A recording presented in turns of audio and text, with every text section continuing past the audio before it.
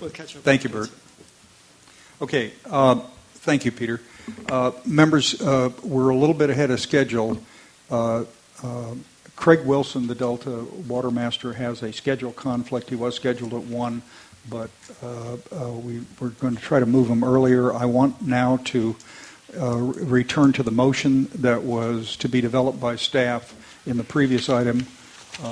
We'd had all the public testimony on the item. This is the National Heritage Area designation for the Delta, where Mr. Machado and Mr. Westfall and Mr. Ray had presented. Dan, you've got a motion to read to us that has been vetted by Mr. Machado, Mr. Westfall, and our attorney, I understand.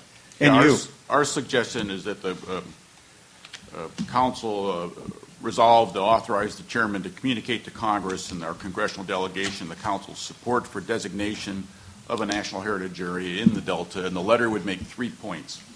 First, it would acknowledge the Protection Commission's completion of its feasibility study for the Delta National Heritage Area. 2, it would endorse congressional designation of a National Heritage Area in the Delta as proposed in the feasibility study. And 3, it would note that the legislation that's pending in Congress to designate the NHA provides that the management plan that will be prepared in the future for the Heritage Area will be referred to the Council for consideration of its consistency with the Delta plan before its approval by the Secretary of the Interior. Okay, questions by members of the Council? Randy? I'll offer. Moved by Mr. Fiorini, seconded by Mr. Natoli, starting with Mr. Johnston. Johnston, aye. Fiorini, aye. Eisenberg, aye. Natoli, aye. Okay, you got 4-0 on that. Thank you very much. One last note for the Council.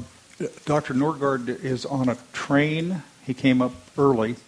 He will try to be here, no guarantees depending on the train schedule, but he'll try to be here at 1 o'clock, which is earlier than his scheduled appointment. He'll come here as soon as he can.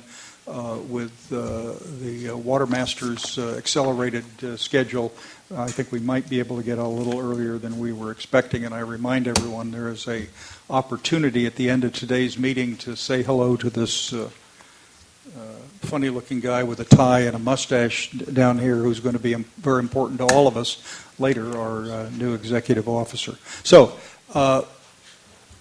Craig, Mr. Wilson, would you please come forward? Members